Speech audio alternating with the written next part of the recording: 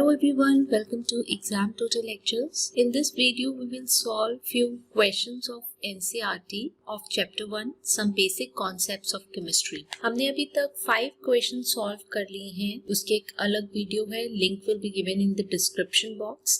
यहाँ हम question 6 से question 10 solve करेंगे. In book it is written as 1.6. So let's start solving the 6th question.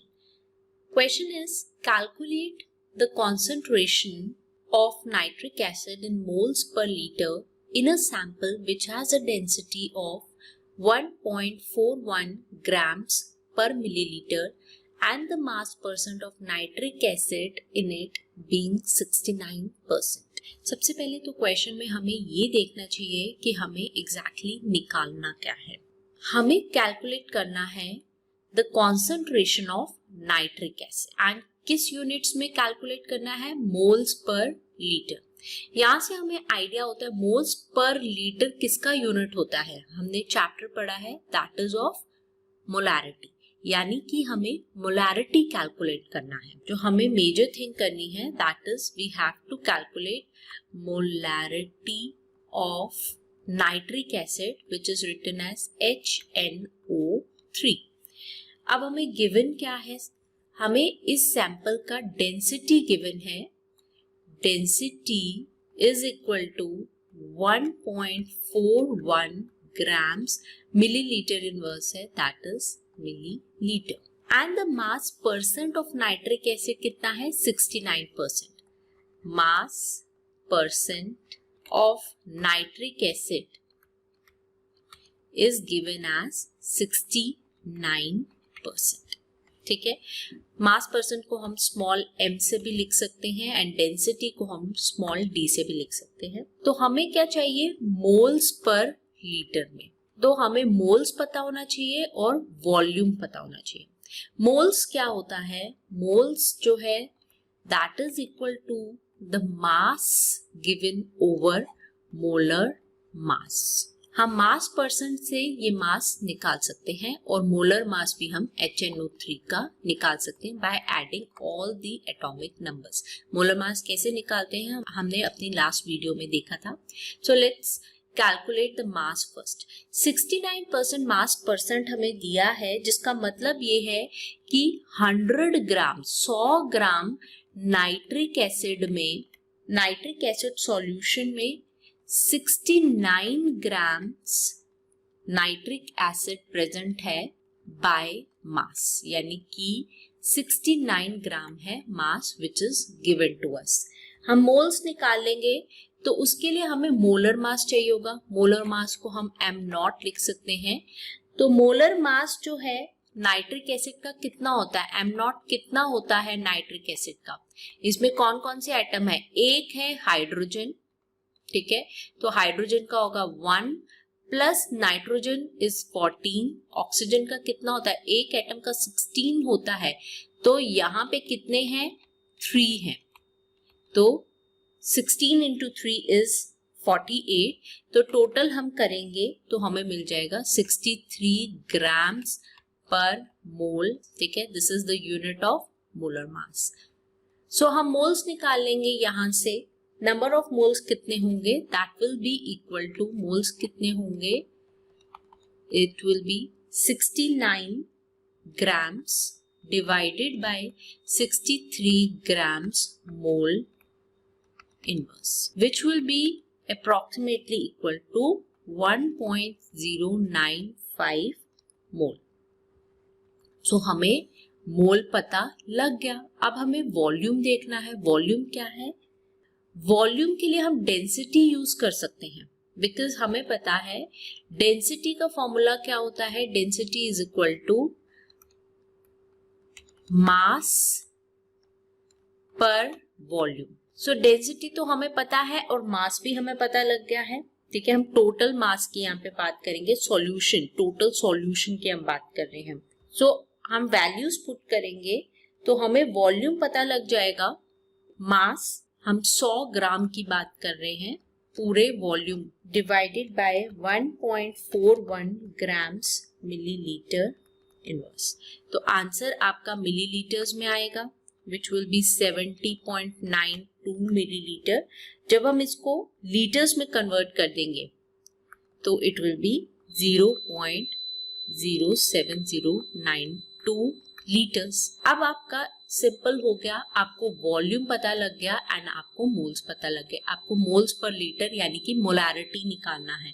तो concentration nitric acid का इन moles per litre कितना होगा, ठीक है। कॉन्सेंट्रेशन ऑफ नाइट्रिक एसिड हमें किस में निकालना है, मोल्स पर लीटर में, यानी कि मोलारिटी जो है वो कितनी होगी 1095 divided by 10.07092 which is equal to 15.44. This is molar. Molar is molarity is moles per liter. अगर हम डायरेक्ट फॉर्मूला भी लें तो वो याद करना पड़ता है, लॉजिक अप्लाई करें। अदरवाइज मोलारिटी जो होता है दैट इज 10 इंटू जो मास परसेंट है यानी m इंटू जो डेंसिटी है divided by m not which is molar mass of solution m not, ठीक है। ये आपको अगर याद रखे, टाइम कम है और आपको याद है फॉर्मूला, तो यू कैन पुट यहाँ पे मास परसेंट ऐड कर दिया या डेंसिटी ऐड कर दिया एंड एम नॉट। सबकी यूनिट्स आपको पता होने चाहिए, लीटर में चाहिए हमको, and we can calculate our answer. So it's better कि हम लॉजिकल करें, ठीक है। If you have time you can do it, logic लगाने से direct you can find it. So this was the 6th question. The next question हम देखते हैं अब। So question number 7 is how much copper can be obtained from 100 gram of copper sulfate। बहुत simple question है। Copper sulphate हमें sample दिया है, compound copper sulphate है, उसमें से हमें कॉपर को निकालना है।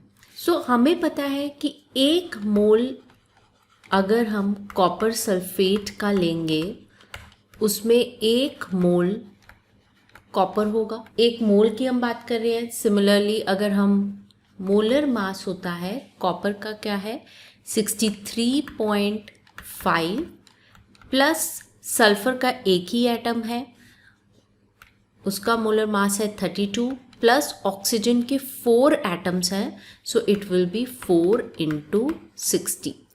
हम टोटल करेंगे या मल्टीप्लाई करके the answer will be 159.5 grams per mole. निकालना हमें क्या है, that is the mass of copper that we have to calculate. And हमें दिया क्या है, हमें कितने मास से निकालना है, mass of copper sulphate which is given to us that is 100 grams. तो यूनिटरी मेथड हम यूज करते हैं कि 159.5 ग्राम्स में जो कॉपर सल्फेट है आपका उसमें कितना कॉपर होगा, दैट विल बी जो मोलर मास है, यानी 1 मोल में, ये 1 मोल में कितने ग्राम्स आपका, ये this is the mass of 1 मोल। हमने बोला 1 मोल में 1 मोल ही कॉपर होगा, तो 1 मोल का मास कितना है 159.5 ग्राम्स। उसमें कॉपर का कितना मास है, that is 63.5 grams. 159.5 gram of copper sulphate में कितना कॉपर है, that is 63.5 grams of copper. अब हम कॉपर निकाल सकते हैं। Copper it can be obtained, what will be the process. 1 ग्राम में अगर इतने ग्राम में इतना कॉपर है तो 1 ग्राम में कितना होगा, that will be equal to 63.5 divided by 159.5 grams of copper sulphate, ठीक है। इतना कॉपर होगा 1 ग्राम में। तो अब तो बहुत सिंपल हो गया, 1 ग्राम का हमें पता लग गया, तो 100 ग्राम में कितना होगा, 100 ग्राम्स में कितना होगा, दैट विल बी, हम इसको मल्टीप्लाई कर देंगे 100 से, सो it will B 63.5 divided by 159.5 into 100 gram, that is equal to 39.81 grams. So this is the amount of copper which is present in 100 gram of copper self. So let's see the next question. Next question is, determine the molecular formula of an oxide of iron in which mass percent of iron and oxygen are 69.1 and 30.1 respective. हमें molecular formula यहाँ पे निकालना है. Empirical formula already हमने calculate कर लिया था अपने प्रीवियस क्वेश्चन में, दैट इज क्वेश्चन नंबर 3 में. फिगर सब सेम थी, एक स्टेप और आगे जाना है उसी में. ठीक है, अगर आपने वो वीडियो नहीं देखा तो let me calculate it here again. सबसे पहला स्टेप यही होता है कि हम एक टेबल फॉर्म करेंगे, बिकॉज ये वाला क्वेश्चन थोड़ा सा लेंदी होता है लेकिन बहुत इजी होता है. सो क्या करते हैं, सबसे पहले तो हमें एलिमेंट्स देखना है कि किसका मॉलिक्यूलर फॉर्मूला निकालना है, that is iron and oxygen. So हम यहाँ पे लिख लेंगे, एलिमेंट है हमारे पास iron and Fe and another element is oxygen, उसका symbol and oxygen symbol is O. अब मास परसेंट कितना दिया है, मास परसेंट दिया है 69.9 एंड यहाँ पे मास परसेंट दिया है 30.1. एटॉमिक मास आयरन का होता है 55.85 एंड ऑक्सीजन का होता है 16 grams. You can write here what is the mass in 100 gram of compound. ये हमें मास परसेंट से पता लग जाएगा. 100 ग्राम में कितना होगा, 69.9 और यहाँ पे 30.1. ओके, हम मोल्स निकाल सकते हैं बिकॉज हमारे पास 100 ग्राम में कितना, 100 ग्राम्स में क्या मास है कॉपर का एंड क्या मास है ऑक्सीजन का हमें पता है. तो मोल्स कैसे निकलेंगे इन 100 ग्राम्स, दैट इज जो हमें मास पता है over molar mass. That this is the atomolar mass जो है, that is the atomic mass. So we can write it here. So it is equal to 1.25. Next is 30.1 divided by 16.0. This is equal to 1.88. Next step क्या होता है, हमें simplest ratio निकालना है moles का. उसमें हम डिवाइड करते हैं बाय द स्मॉलेस्ट नंबर. अब यहाँ पे ओनली 2 एलिमेंट्स आर गिवन. अगर यहाँ पे 3-4 एलिमेंट्स भी होते तो भी हम स्मॉलेस्ट नंबर देख के सबको उसी से डिवाइड करके सिंपलेस्ट रेशियो निकाल लेते. So 1.25 divided by 1.25, this is equal to 1 and 1.88 divided by 1.25, that is equal to 1.5. अब ये जो है it is the simplest ratio but not the whole number ratio. Whole number नहीं है, होल नंबर डेसिमल्स में नहीं होता. सो होल नंबर निकालने के लिए हम इस नंबर को किसी से मल्टीप्लाई कर सकते हैं. ये जैसे कि it's very simple here, you can multiply it by 2. ठीक है, if we multiply it by 2 we can get the whole number because 1.5 into 2 is 3. So if we multiply it by 2, दोनों को 2 से multiply कर दिया and you get it 2 here and here you will get 3. So we got the simplest whole number ratio, जो कि main point है empirical formula निकालने का. तो एम्पेरिकल फॉर्मूला क्या आ जाएगा, दैट विल बी Fe2O3. तो ये तो हमने प्रीवियस क्वेश्चन 3 में यहाँ तक तो निकाल ही लिया था.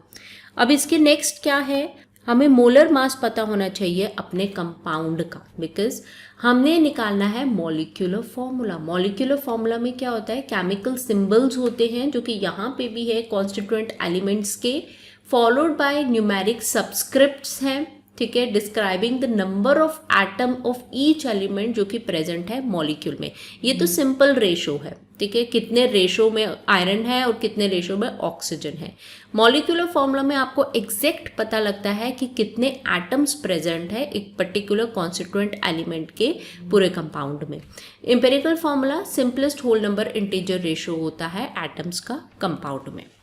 उसको निकालने के लिए हमें क्या निकालना पड़ता है, n. ठीक है, n से हम पूरे फॉर्मूला को जब मल्टीप्लाई कर देते हैं तो हमें मिल जाता है मॉलिक्यूलर फॉर्मूला. और n कैसे निकालते हैं, यानी कि किस नंबर से इसको मल्टीप्लाई करेंगे, n निकलता है molar mass divided by empirical formula mass से. यानी कि हमें मास चाहिए दोनों का. एम्पेरिकल फॉर्मूला मास कितना होता है, 2 आयरन है तो 2 into 55.85 plus 3 into 16.00 which will be equal to 159.7 grams per mole. So molar mass is 59.8 divided by 159.7. ऐसे केस में दोनों ही सेम है, ठीक है, ऑलमोस्ट यहाँ पे सेम है, विच इज इक्वल टू 1. सो यहाँ पे हमें किसी से मल्टीप्लाई अगर हम इसे 1 से भी करेंगे तो भी आपको मॉलिक्यूलर फॉर्मूला सेम ही मिलेगा, दैट इज Fe2O3 ही मिलेगा अगर आप इसे 1 से मल्टीप्लाई करेंगे. लेकिन अगर यहाँ पे समटाइम्स N2 3 4 भी आता है तो when you multiply with it तो आपको मॉलिक्यूलर फॉर्मूला मिल जाता है. तो hence molecular formula is same as empirical formula. So this was about this. Next is question number 9. Question number 9 is we have to calculate the average atomic mass of chlorine using the following data. हमें data जो provided है उसमें percent chlorine 35 and chlorine 37 का हमें निकालना है average atomic mass. ये दोनों क्या हैं, ये आइसोटोप्स हैं क्लोरीन के. एंड क्लोरीन 35 जो नेचर में प्रेजेंट होता है that is the natural abundance जो पूरे क्लोरीन के आइसोटोप्स में वो 75.77% प्रेजेंट होता है. एंड क्लोरीन 37 जो है वो 24.23% प्रेजेंट होता है. मोलर मास इन दोनों के दिए हैं, आपको एवरेज एटॉमिक मास निकालना है. सो एवरेज एटॉमिक मास क्या होता है, एवरेज एटॉमिक मास में हम जो एलिमेंट्स होते हैं उनका जो आइसोटोप्स हैं उनकी मास का सम लेते हैं और उनको मल्टीप्लाई करते हैं बाय द नेचुरल अबंडेंस. ठीक है. सो जो फॉर्मूला रहता है एवरेज एटॉमिक मास का, उसमें फ्रैक्शन रिप्रेजेंटेशन जो नेचुरल अबंडेंस का है, बिकॉज परसेंटेज को हम फ्रैक्शन में कन्वर्ट कर देते हैं. सपोज फर्स्ट एलिमेंट का फ्रैक्शनल रिप्रेजेंटेशन F1 ले लिया एंड दूसरे का F2 ले लिया, सो it will B F1 into M1 that is the मास जितना आइसोटोप का होता है, plus F2 into M2 plus F3 जितने भी आइसोटोप्स प्रेजेंट हैं plus so on. So chlorine 35 का फ्रैक्शनल अबंडेंस कितना होगा, हम इसको डिवाइड बाय 100 कर देंगे बिकॉज परसेंटेज को हम 100 से कन्वर्ट कर देंगे. So it will be 0.7577. ये कहाँ से आया, we have divided it by 100. Similarly इसको भी जब डिवाइड कर लेंगे तो फ्रैक्शनल अबंडेंस इसका आएगा F2 विल बी 0.2423. मास हमें पता है, बस हम पुट करेंगे इसमें कैसे. F1 क्या है, that is 0.7577 into mass is 34.9689 plus F2 is 0.2423 into that is 36.9659. सो यहाँ पे दो ही एलिमेंट्स हैं, दो ही आइसोटोप्स हैं, तो बस इनको हम कैलकुलेट करेंगे विच will B 26.4959 plus 8.9568. and we will get the answer by calculating it, which is equal to 35.453. so this is the abundance. अब जैसे कि ये मोलर मास जो है 4 डिजिट्स में गिवन है तो it is 27. so we have calculated the average atomic mass. next question is in 3 moles of ethane जिसमें 2 कार्बन एटम्स होते हैं that is C2H6, we have to calculate the following. ठीक है, 3 पॉइंट्स हैं, 3 चीज़ें निकालनी है. एक तो नंबर ऑफ मोल्स निकालने हैं कार्बन एटम के. ठीक है, 3 मोल्स ऑफ इथेन में कितने मोल्स होंगे कार्बन एटम के। Then second we have to calculate number of moles of hydrogen atom, उसमें अब हाइड्रोजन एटम कितने होंगे, कार्बन निकाल लिया फिर हाइड्रोजन निकालो, then number of molecules of ethane. So let's start. बहुत सिंपल है, बेसिक कॉन्सेप्ट का चैप्टर आप जरूर पढ़िए। If you have not done that, link description box में आपको मिल जाएंगे। प्लेलिस्ट ऑफ क्लास 11 जितने भी वीडियोस अपलोडेड हैं उसका लिंक भी डिस्क्रिप्शन बॉक्स में आपको मिल जाएगा। Check those videos once to clear your doubts. हम सबसे पहली चीज कैलकुलेट करते हैं, that is the number of moles of carbon atom. हमें पता है एक मोल में, फर्स्ट हम कैलकुलेट कर रहे हैं 1 मोल में of C2H6 which is ethane में कितने मोल्स हैं कार्बन के। 2 मोल्स हैं, 2 कार्बन आपको एटम्स हैं यहाँ पे, 2 is written here so it will be 2 moles. So हमें नंबर ऑफ मोल्स गिवन है C2H6 के यानी कि इथेन के, जो कि हैं 3।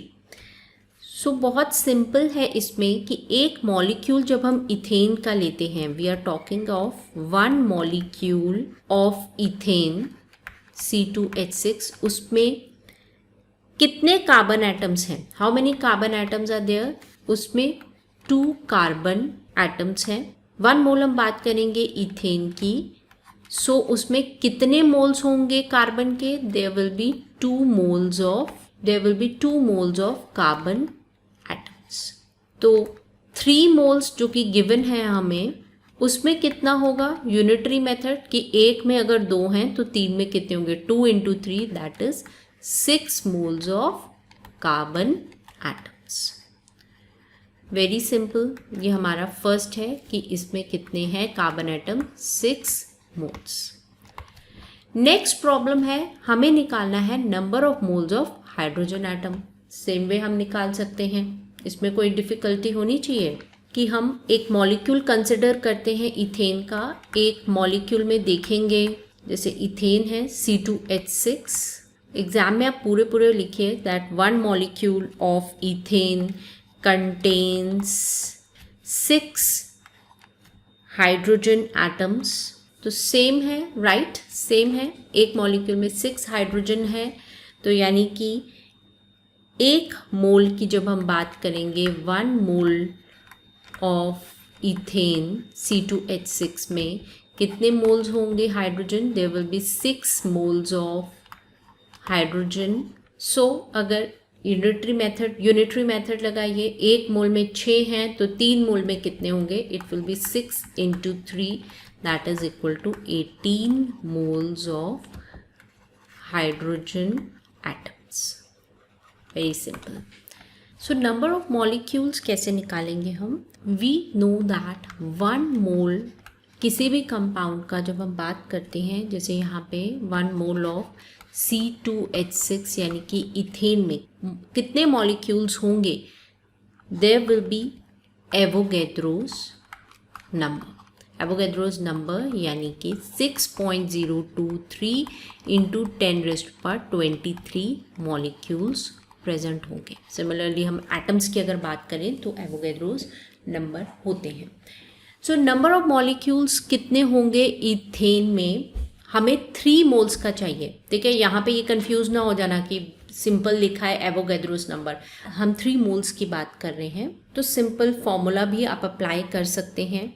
अगर हम देखें तो एक फॉर्मूला होता है that is N = m/m0 which is equal to N/NA।